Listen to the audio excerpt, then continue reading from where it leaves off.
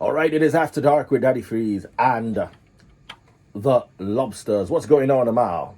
There's a lot that's been going on in the news. Yes, and breaking news according to Linda Ikeji's blog. Update, missing baby not exhumed from Akure Church. Ondo State Police Command has this to say. Now, the Ondo State Police Command has shut down rumors that the body of the missing one-year-old Gold Kolawole was exhumed from the Sotito Bire, I hope I got that, Miracle Church in Akure, the state capital.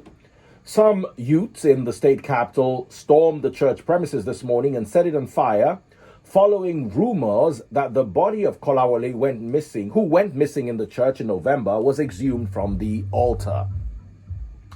In a statement released this afternoon, spokesperson of the State Police Command, Femi Joseph, said the rumor is untrue. The Ondo State Police Command wishes to inform the general public, particularly the people of Ondo State, that they should disregard the rumors making the round that the body of recently declared missing boy in the state has been exhumed from the church in Akure. It is most unfortunate that this misleading information, spearheaded by a popular TV station, has ignited a spontaneous reaction from the people, leading to wanton destruction of property and injuries to many. The church building was also set ablaze, and some of our officers dispatched to the scene to contain the situation were pelted with stones, and many of them sustained injuries. The patrol vehicle was also badly damaged. This rejoinder became necessary to disabuse the minds of many Nigerians who might have fallen for these wicked lies and propaganda. Now, I think we need to open up the phone lines. Here's my thing. Before we even start taking hold on, guys. I know you want to call, and I know you want to talk about this, but before we go any further, I need to ask a few questions. Yes, I'm one of the people who absolutely does not support the wrong doctrines in many churches today. You know that. Yeah, definitely. And I will not stand I would not stand without speaking if I see manipulation, extortion, lies, and false doctrines from churches. However, in this day and age, the day of the mobile phone, when you can't have your shower in peace, the pictures leaking, when you cannot do anything without somebody whipping out a telephone and recording it, how can we see pictures of them burning the church, pictures of them burning the house, and we have not seen a single, and nobody's asking questions, not one single picture or video of the body of the child being exhumed from the altar? Not one video. It is impossible for that body to have been exhumed from the altar and nobody recorded this video. Debate this with me, Amal. I can't. Because like you said, it's the era of social media. The picture of that body would be on every newspaper breaking this morning. I want to relate it to maybe how they usually say that a woman came in and a bat came in and then turned into a woman, and then say that it was an element of shock. But it takes a process to dig up an altar, find a baby, Yes, it's a process. So it's a process. It's not a 1 second thing that, oh my God, this just happened. Oh my God, this just happened, and the baby's gone. Who exhumed the body from the altar? Who started this rumor? And you see, in as much as I feel for this particular pastor in this particular situation, they created this. They turn everything spiritual.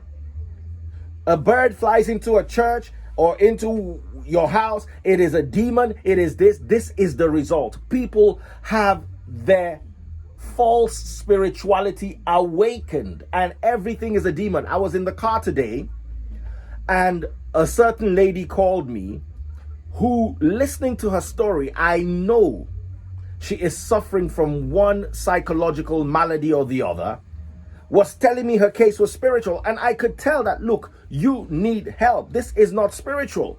But everything is spiritual. So the moment the child goes missing, nothing rational thinking is thrown out the woods. And all of a sudden, everybody believes that the child must be, okay, yes, we need to see the pictures, the videos. The police have released a statement. Some people are saying, the police have been paid. Okay. I don't care about the police. I don't care. I just want to see a picture or a video of the baby being exhumed from the altar. That's all. I don't care about the police testimony. I don't care about the victim's testimony. I don't care less about the pastor's testimony. All I want to see is a picture or a video. But the latest, the earlier reports say that the police was being held by the DSS. So is he free or is he still being held? Because house being burned, church being burned. His house. Yes. Breaking, the youth went, after they were done with the church, they went to his house and burned down the house. And who's the one fueling this? Do I trust pastors? Absolutely not. But I also do not trust, listen, and who's worse, the pastors or the congregation? 100% the congregation. Because they're the ones that want to hear a certain narrative. And if they don't hear that narrative, they start to behave irrational. Like we said last time, pastors and congregations are like Greta Gloria and her fans. Yes. You see, they just let me not get into trouble. All right. But you know what? I think we need to take phone calls now. What do you guys think? Did any of you see a picture? Did you see a video of a baby being dug out of an altar? If you didn't, and now I'm beginning to understand how dangerous social media can be. Because we all fell for it. We saw it on all the major blogs and we're like, wow, this must be true. Even in my mind, somewhere in the deep recess of my mind, I was like, but there's no picture. In 2019, something like of this magnitude will happen and there will not be 3 different versions, 3 different videos. All we have is the video of the original woman crying and then the video of them attacking this guy. And now there's a police statement out there. Can somebody reach out to us if you have any other information so we can work with information as against rumors? Has the mother come out to talk again? 2710969, 2711969, 2712969, and 2713969. We've got calls coming in. Yeah, hello, how are you doing? But me, I just want to talk about how I want to spend how many billion. All right, we're talking about this right now and we don't really have much time. Please forgive us. Keep the discussions on this topic, please.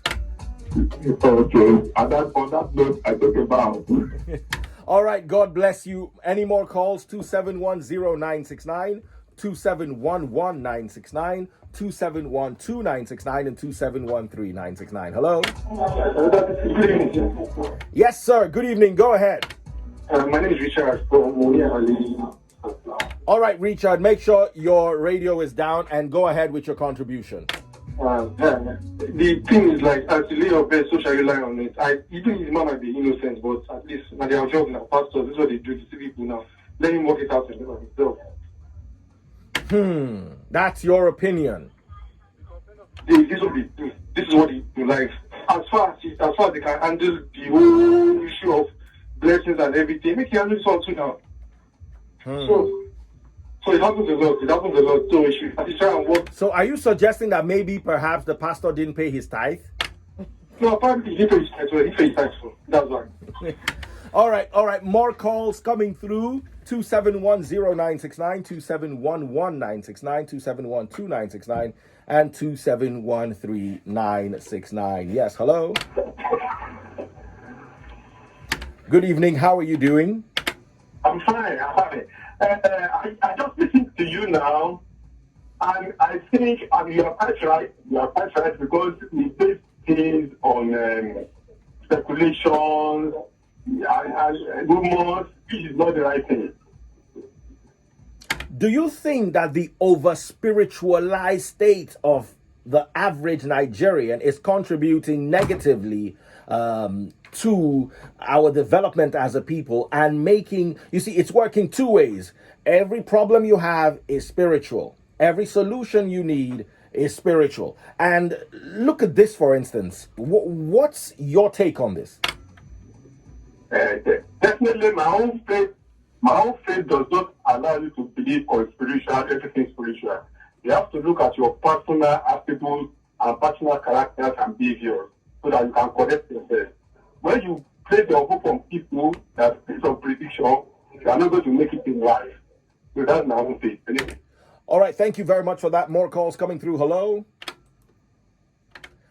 Hello, good evening. How are you doing? Okay, we lost that one. I think we'll take two more calls before we get out of your face. And here's another one. Hello. Hello, good evening. Yes, good evening. Please go ahead with your contribution after telling us your name.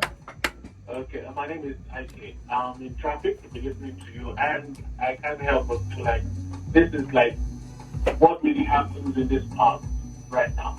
I mean, Nigerians have gotten to a point where we are too spiritual, and sometimes we don't wait to get verification for anything. We just act, and it can be very, very disastrous in the long run for those people who are too spiritual without seeking for facts. I mean, and focus on how these things really work on earth. Like, I had a driver come to the office and said his brother who lives alone in Abuja just died, so he has to travel. And I'm like, what happened to him? He said, the guy called in earlier in the week and said he was sick. So he said he was going to the hospital, and he called and told the doctors not to inject him yet, that the problem might be spiritual. And I looked at the driver and I said, why would you tell doctors not to inject him yet? And he said, it might be an attack.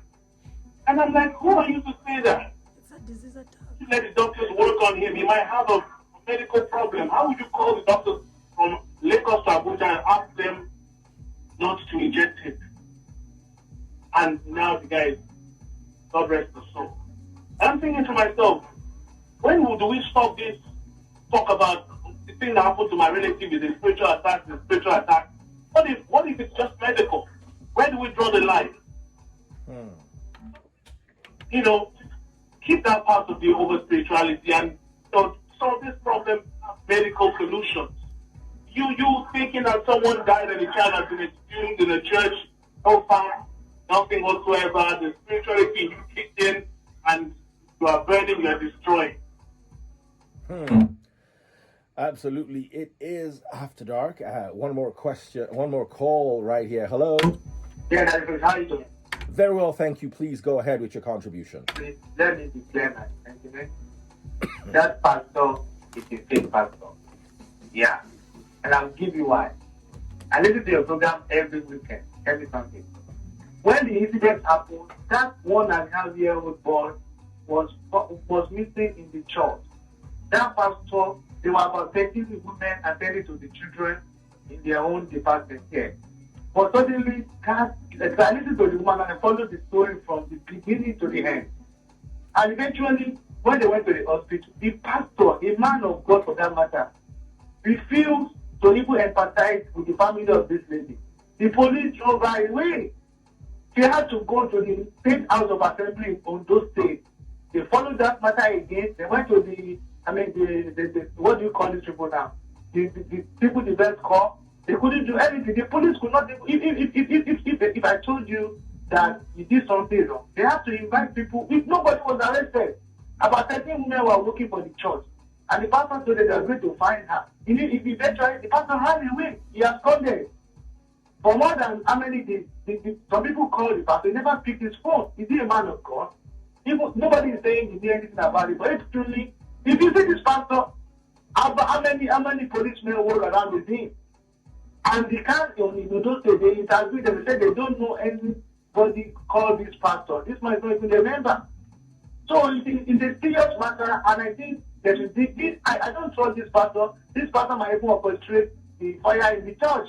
That is the truth I'm telling you. So please let us watch it with keen interest and see the end of this matter. I don't trust that pastor. Good evening. Okay, thank you very much for your contribution. We'll take one more call. even though La Bomba is right here, looking like that call's not working. Let's take another one. All right, hello? Hello, please. All right, you're my very last caller. Go ahead. Okay. This is it. The pastor actually put that imprint of like spirituality in our minds.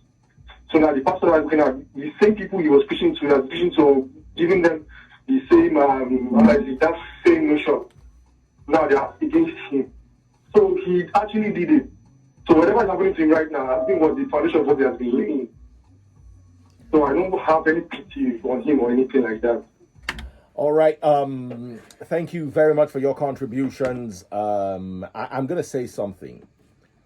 I think we have to look at this from two sides. Yes, many Nigerian pastors have the fault of over spiritualizing or over sensationalizing spiritual issues. However, I've been a victim of social media before. And I must tell you, little Wasiu, the Ajay in Ibadan, that has a phone with 50 naira bonus data that came with 100 naira credit he bought, all of a sudden is an intellectual expert on an issue at hand. Social media has its advantages. This is clearly not one of them. People can be sensitized into a state of danger if proper information is not given. Yes, we might all fault the character of the pastor. He should have followed up with the lady. This is someone's child missing. 1.5 years. You understand? This is a very emotional matter. He should have been on top of it. He should have communicated better with the family. He should have shown a lot more empathy than he was seen to be showing. However, we also cannot rule out the danger of social media that this incident clearly exhibits. Without any proof, we make our judgments on social media. Amal comes and makes a claim. I'm supposed to be innocent until proven guilty, but the moment Amal makes a claim that Ifreeze did this to me, Amal all of a sudden is telling the truth, her truth. You're guilty and then until I'm innocent. Guilty immediately because of Amal's truth that has not been verified. It hasn't gone through any empirical verification. It all of a sudden becomes her truth. And look at how quickly this went. I saw a police van being burnt. I saw houses burning. I even hear one of the youths was shot by the police. So this has very quickly snowballed into something catastrophic that could have been avoided if information management was in place. I am totally sorry for the loss of the child. But we don't even know. We don't even know where the child is right now. Maybe the pastor has something to do with it. Maybe he doesn't. But what happened to being innocent until proven guilty? God forbid, if it was anybody else's child, you'd be mad. You don't want to hear anything. But let's be careful not to damage more in the wake. Let's imagine the child is found tomorrow. Let's just imagine. Then who gets to pay? That the child is found tomorrow, which is what we all pray for. Now, if that child is found tomorrow, what do we now do? Radio stations, TV stations, social media users, influencers, we all have to be very careful with the information that we put out there. We all have to. We don't have an excuse. We've got to be very careful. This is After Dark with Daddy Freeze and the Lobsters. Thank you so much for listening. Remember, verify rumors before you act. Yes, we're at a heightened state of our emotions right now. Emotions are great. They're good things. They're wonderful things, but they're also very dangerous. You cannot rely. There's a certain lady I have this conversation with regularly. I tell her, you are too emotional. You've got to stop being emotional. Naomi, why are you looking at me? Not you. Guilty conscience, too bad. Did anybody mention your No, name? at all. As At in, all. it's not me. All right, on a more serious note, guys, let's be more factual and less emotional. We cannot put emotions in the place of logic, in the place of reasoning. We cannot. It will never work. God bless you and see you guys tomorrow, leaving you in the safe hands of La Bomba, the bomb, that wildling that kills you on the radio. Literally. Take over La Bomba.